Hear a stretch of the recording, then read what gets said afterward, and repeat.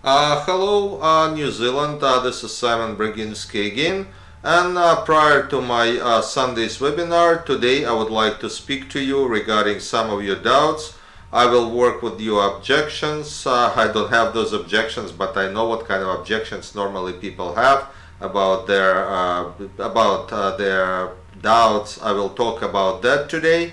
And I will probably answer to some of your questions that worrying you, and the question that will probably make you more confident about the investment, about make you more convenient with the idea of the investment. So I hope at the end of this today, after today's video, you'll change your mind at least a little bit.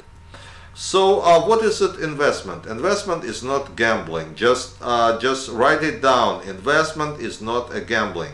What is a gambling? Gambling is when you have a small chance of making money. For example, when you go to the casino, and I went to the casinos many times because as a player I like to go to the casinos and I know what the real gambling is. And you probably watched the movie like 21, and you know about like other people who went to the casino and lost their shirt. And let me explain you. There are different type of gamblers. There are gamblers that use their mind, and there are gamblers that use their emotions. When, for example, you go to the casino, you take a couple of $100 with you and you just lose it. You have fun having a dinner at the casino. You have a fun with your friends. You make a couple of purchases, have a nice day, and you come home with no regrets. That's like entertaining. It's not gambling, and it's entertaining. But when you lose $200, you're getting upset. You're thinking about getting that money back, and you go there the next day, you go there the next Saturday or Sunday, and then you're thinking, let me take the day off and let me go there like during the week, taking the day off from work. You go there, you become an addicted gambler. The gambler is a person who lives by the emotions, who has only one idea. He has like the idea which sticks to his mind to get his money back. And I was never that kind of a gambler. I was like educated gambler. When I went to the casino, I just played a few games. I played blackjack, when you can calculate the cards, like you saw in the movie 21. When you count the small cards out of the deck, and when the number of the small cards reaches a certain number, over 21 or over 22, you start increasing your bets. This time you have better chances against the casino. The same way when you play baccarat, you're trying to place a strike. The only important thing not to lose your money. Whenever you're winning, you just play with the winning money, with the money you win. And when you start getting into your own pocket, it's time to stop and it's time to go home.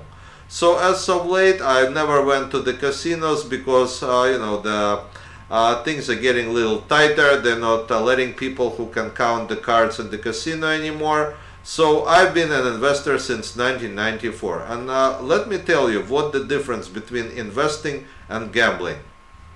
First of all, when you're investing not in the idea to making money. You're investing in a specific business.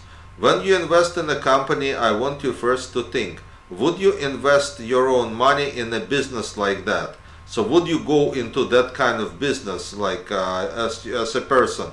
That's a very important thing, and that Warren Buffett normally suggests. Before you invest in a company, in a certain stock, just think, would you invest in this kind of a business?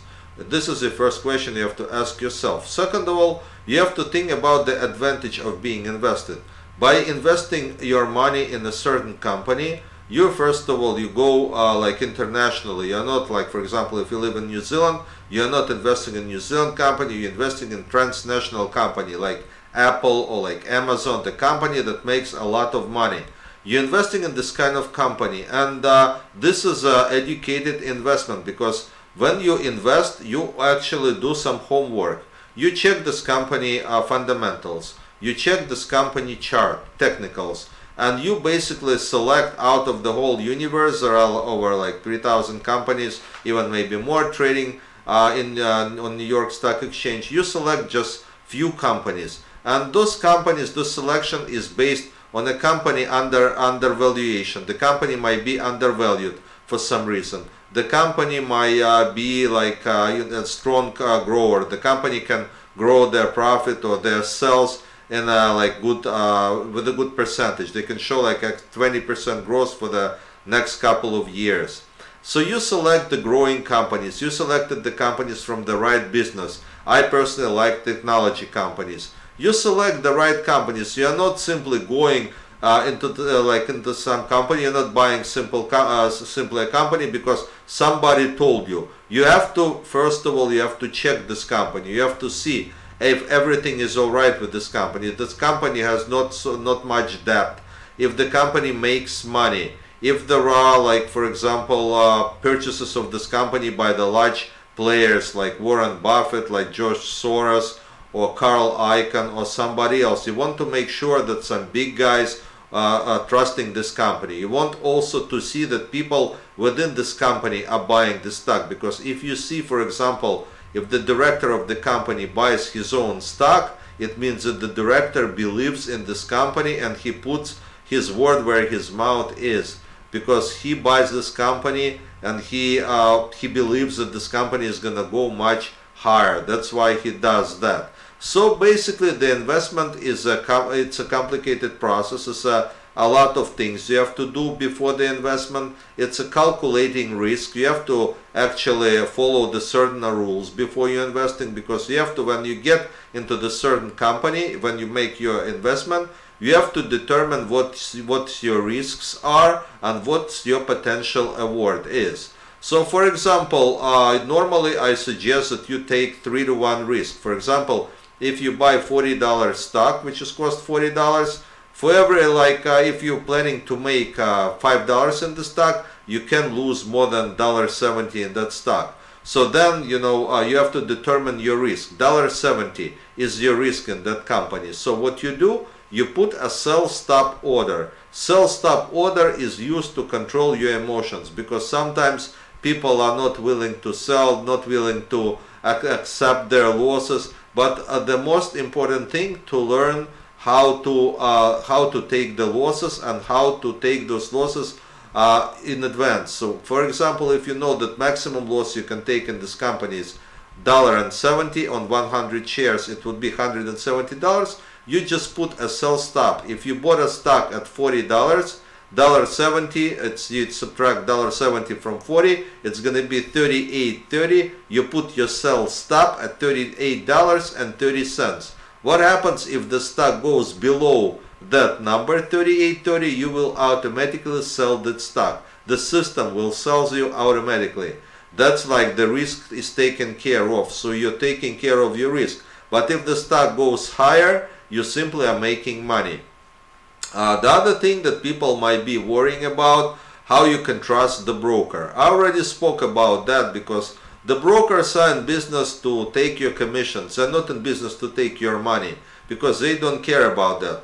And this I will bring Forex trading, because many of you probably heard of Forex trading, and maybe at some part of your life that you were involved with Forex.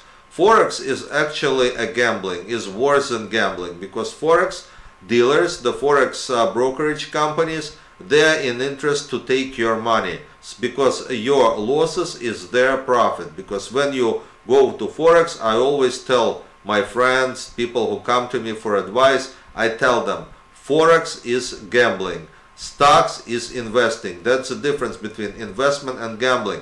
And you can trust the stockbrokers, because they've been in business for a long time.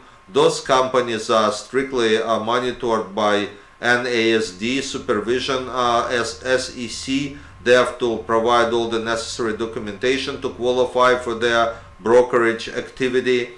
And those companies, they insure your deposits up to $200,000. Yet for some reason, if the brokerage company will be closed, there are like insurance company that will be covering you, and they will refund you up to $200,000 of your money that you had as a deposit with the current broker. That's why it's nothing to worry about in terms of this. I'm calling systematic risk. There is no reason to worry about systematic risk. You are not investing with some kind of a Chinese brokerage or brokerage from Singapore or from Taiwan. You're investing with a brokerage from United States, from Canada, or from Europe, whatever you choose. But the other thing, the other risk that you might thinking about, that you can lose money if one day, for example, the market will drop, like it was in September 11, like it was during the flash crash in 2010. Believe me, those things happen very rarely, and those kinds of risks are taken care of by the stops that you're putting. For example, like I told you, if you bought a $40 stock, you put 38.30 stop sell order, and if something happens, you automatically, your stock will be sold automatically without leaving you to further risk of getting more losses. So you will not get more losses than what you originally established. You wanted to not to lose more than $1.30. That's what you did. That's what is, excuse me, $1.70. That's what you did, and that's what the system allows you to do. And that's what happens if the stock eventually goes down against you. Other than that, you can keep it in mind that on average every year the market, if you take like past 25 years, on average market gives you about 8 to 9% every year. And this is if you invest in S&P 500. You can invest, as I told you in the previous video, you can invest through the ETF. But if you follow my advice and if you invest in the specific stocks which act stronger than market, you can make more than that. You can make somewhere from 25 to 30% a year. I'm working on the different strategies, like I'm working on option strategies that's supposed to give you even more return. But after all, once I want to mention that again, it's not gambling. So if you follow the rules that I'm gonna teach you, you're never gonna lose money, because if you're losing the money, it's my fault that I taught you wrong. So I will make sure that I will teach you the right things. I will make sure that you know that you're doing, that you follow the risk rules, and this way you will be making money all the time. You will be making money every year, like I've been doing it since 1994. I didn't have a single losing year, even years 2000 when there was a dot-com bubble, 2008, 2009 when there was a housing crash, when I never lost money. I keep making money more or less, but I always making money, and I teaching my students how to make money. Most of my students are successful, and I wish you will be like them. Thank you for your attention. Hope to see you this Sunday at 8 o'clock Auckland time. And please remember, there is no gambling, it's only investing, and gambling is for forex traders, gambling is for casino players. We're not gamblers, we are investors.